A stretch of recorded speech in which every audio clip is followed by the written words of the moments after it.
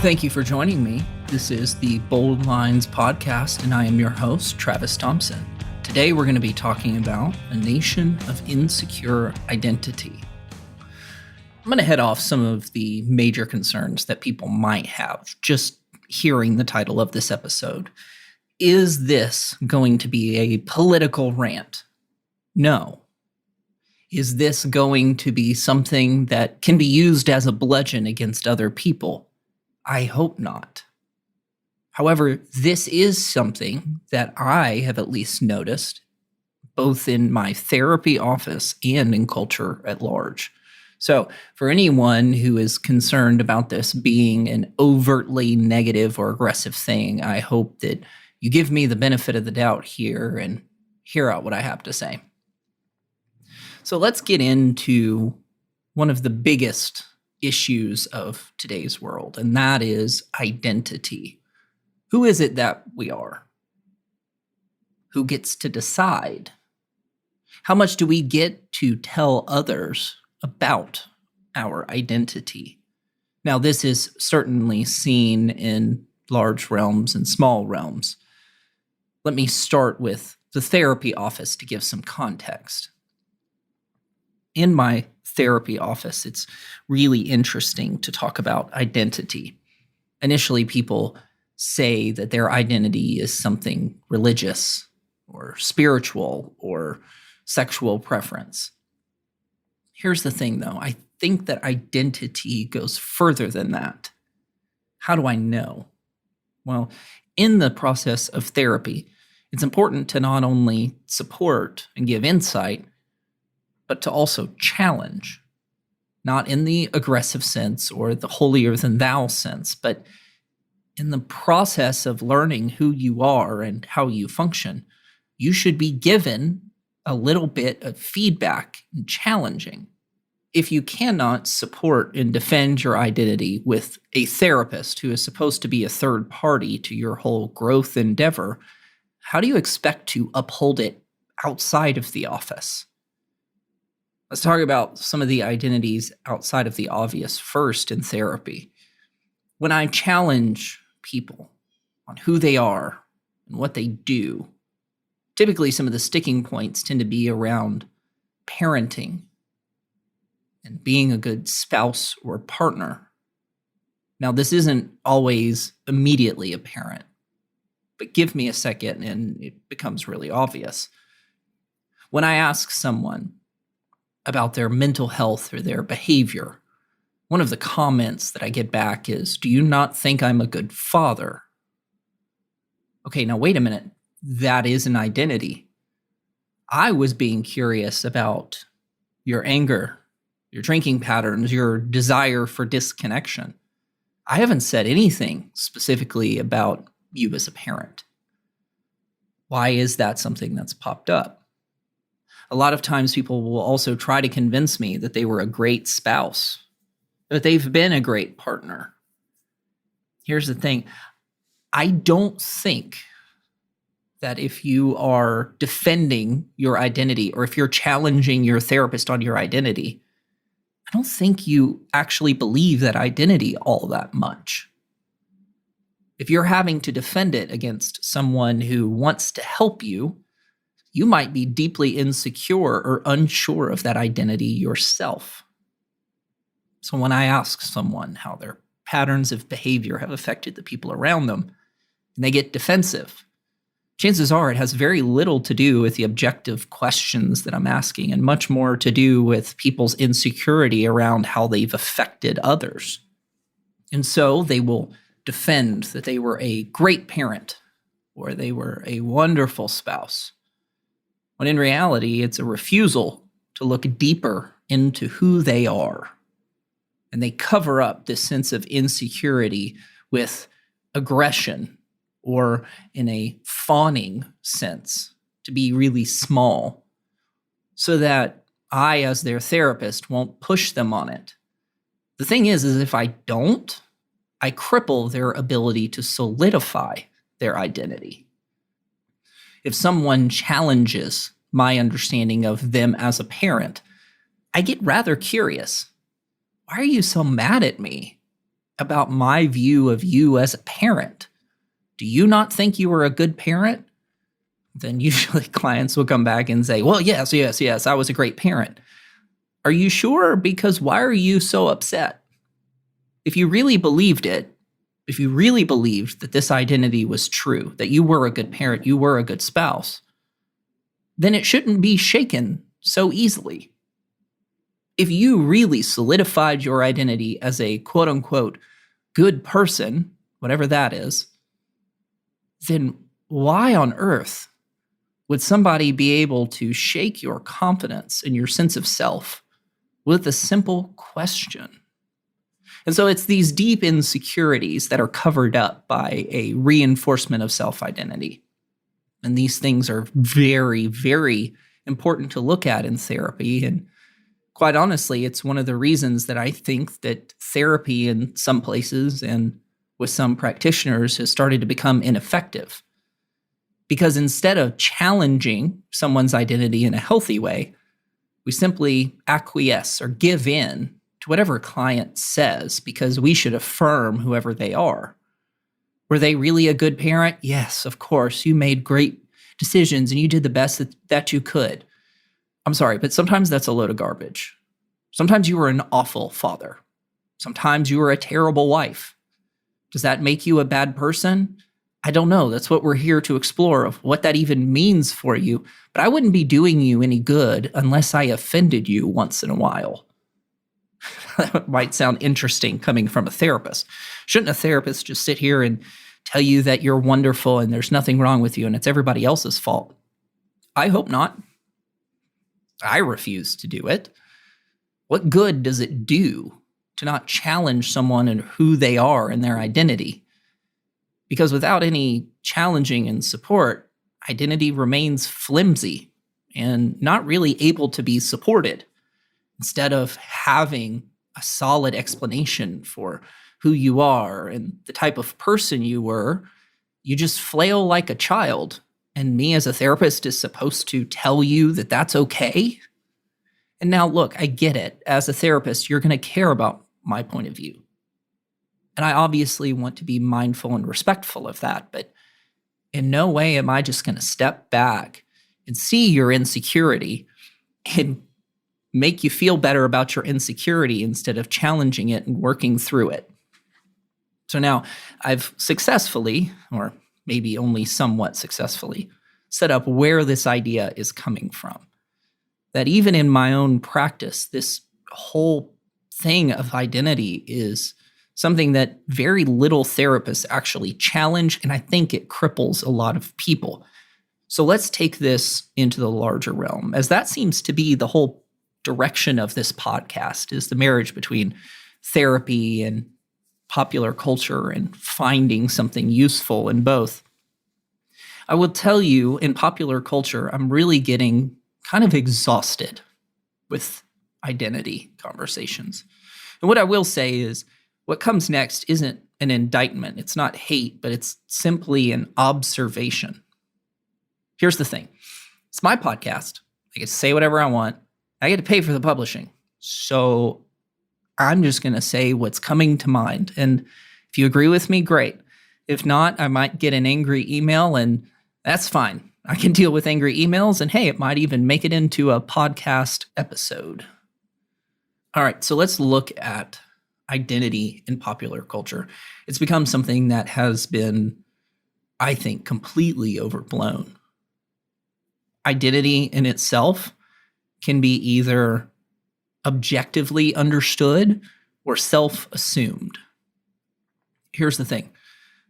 As I stand here today, I have a skin color. But what skin color is it? Some people would say white, but after some time in the sun in the summer, I don't really look white. And I don't know how many people who are white actually look white. It's something we've culturally assigned. So is that an innate identity, or is that a cultural understanding? Let's look at some other things, though. My eyes are blue. That's an objective fact. As much as we understand the light spectrum, We've identified a range that we consider blue. Congrats, my eyes are blue. But let's take something a little more complicated and a little more touchy. Sexual identity has become one of the biggest things of today's discussion, as well as racial identity. Let's start with racial identity, because that's somewhat less charged than the sexual one. Again, I'm laughing because all of this is going to get me in hot water somewhere, and I frankly don't care. So let's look at racial identity. I'll go back to one of the things that I said before, that if you have to convince someone of a certain identity to a large and vehement degree, you may not actually believe what you're saying. Now, can someone be a certain race, white, black, Hispanic, Asian? Yes. But if you have to parade that around, you probably don't believe in the impact that that identity actually is. If someone walks around and says, well, I'm Asian and that's my identity. Okay, why do you need to tell me about it? Why is it a big deal? Do you need something from me? Do you really need the affirmation of strangers? What does that do for you other than fill out a certain demographic in US Census data? Are there cultural impacts? Of course there are. If your identity is something you have to argue about everywhere you go, you might believe that identity, but you don't believe your place in the world relative to that identity. Because if you did, it would simply be an aspect of who you are instead of a character trait that you have to argue with everyone around you. So congrats, people have different skin colors, and that is actually 100% socially constructed. Talk with a friend of mine about this who majored in anthropology, and he even tells me about how in different cultures and in different countries around the world, skin colors mean completely different things. And some people can even be a completely different race depending on where they're at. I do believe that race is socially constructed, and that identity can be kind of odd to argue, considering if you were to move 5,000 miles in a certain direction, it completely changes. But let's go to the sexual one. This is the point of identity that people tend to be outrageously angry about. And again, what I said before, if you have to argue with people about your identity, you have to do it publicly, and it isn't a simple conversation, you probably don't actually believe it. This is incredibly important when it comes to things like gender identity.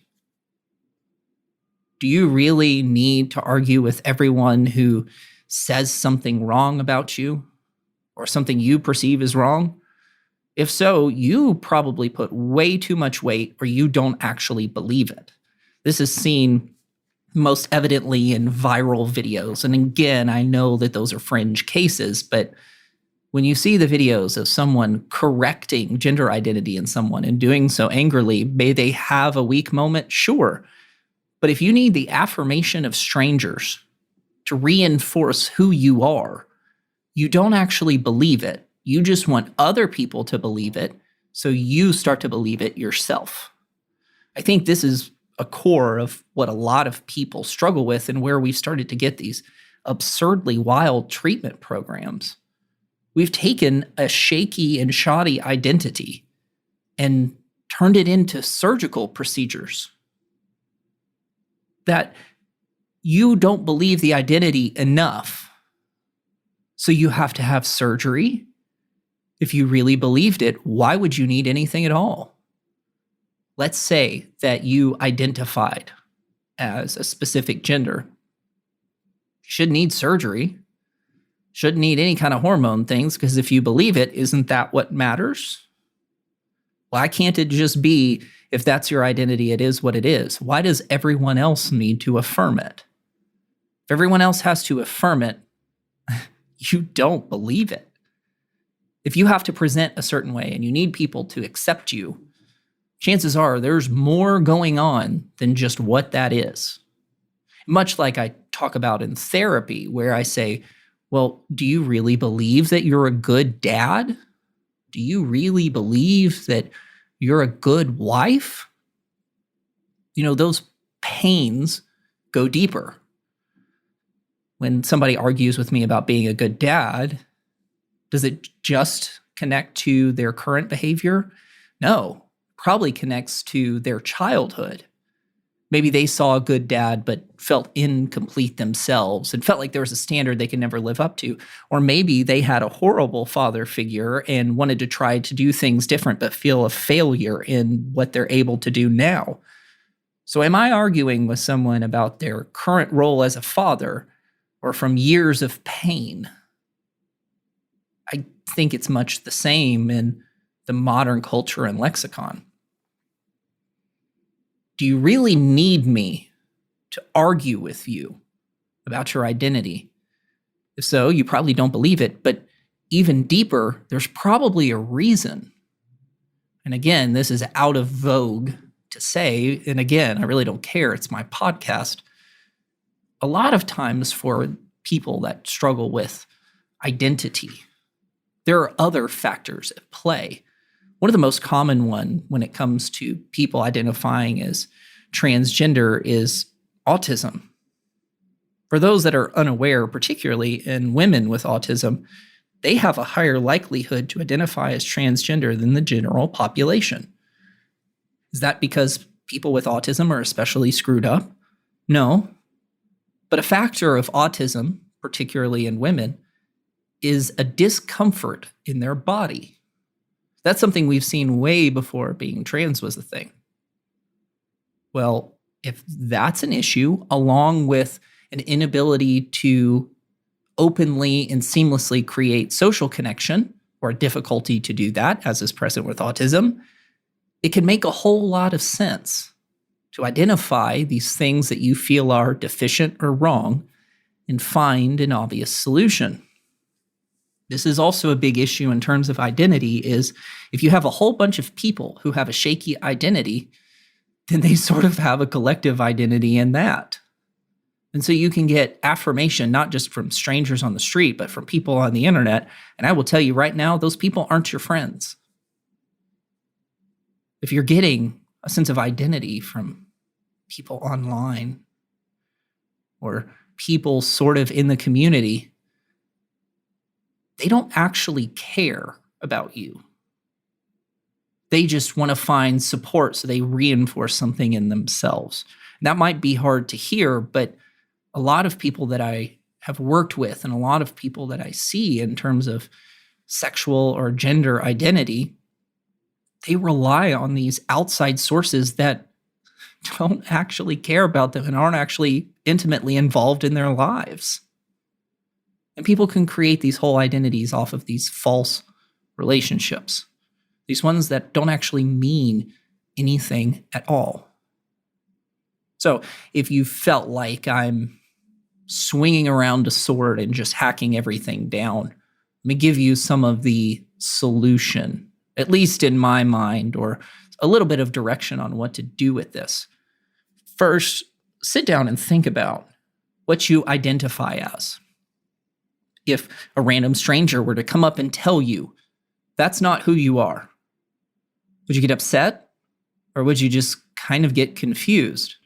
I would argue that if I felt like I was a good father and someone walked up to me in a Chili's and said, "Wow, you are a terrible father," I would kind of wonder where they came from and what in the world is going on. I wouldn't get angry. I'd just go, "Who are you? Can I help you with something or can I go back to eating?" But if I had that sense of insecurity, I might argue with the guy. So take a second to think about how would you react to a stranger? How would you react to a friend? Someone who is somewhat involved in your life. Using myself again, what if a friend came up to me and said, "Yeah, I don't know how well you're doing as a father." I would probably take a little bit of a self-examination and wonder what's going on. I would probably even ask, why would you say that? Like, what's going through your head?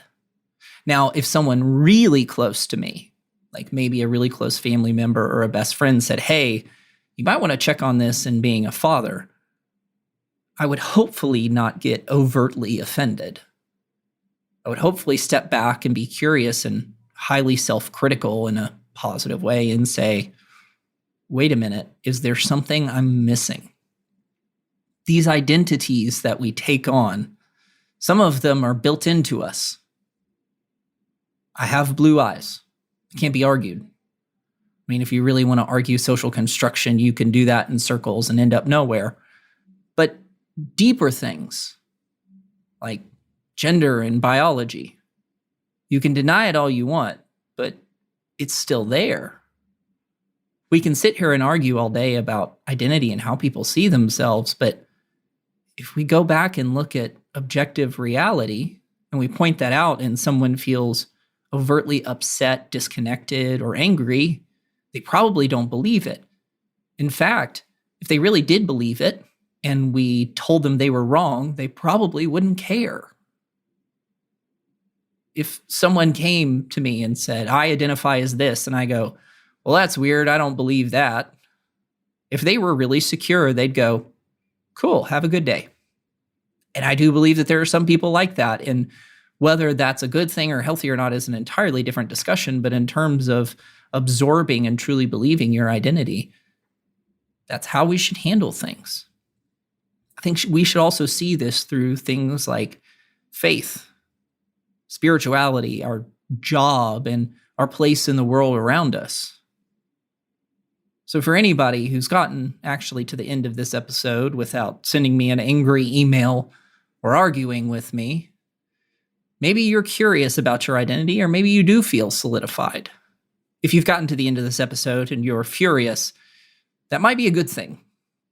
You might need to take a second and step back and see if you really do believe the things that you say are true about you. Because if some random guy on a podcast can put a 20 to 30 minute episode out and it's ruined your whole day, that identity was shaky from the start. If through this podcast you've questioned yourself as a father, as a kid, as a sibling, as a spouse, you might need to examine whether you're being overtly self-critical or there's something that you've intentionally neglected. Take the time and review the things that you believe about yourself. See how they compare to other people, and ask, do you really believe it? Because that cognitive dissonance, that inability to make the connection between two ideas, if it exists, you should look at it. But don't expect everyone around you to solve it, because if you do, it will never get solved. Thank you for listening today. I hope you got something that was useful for you. As emotionally charged as this episode certainly could be, I would encourage you to look at it in yourself, maybe share it with other people. If you feel like they could use some support for themselves, if you feel the need, you can leave a tip for the podcast so I can help pay for production. But ultimately, I hope you subscribe to the podcast and listen in each week for the next episode.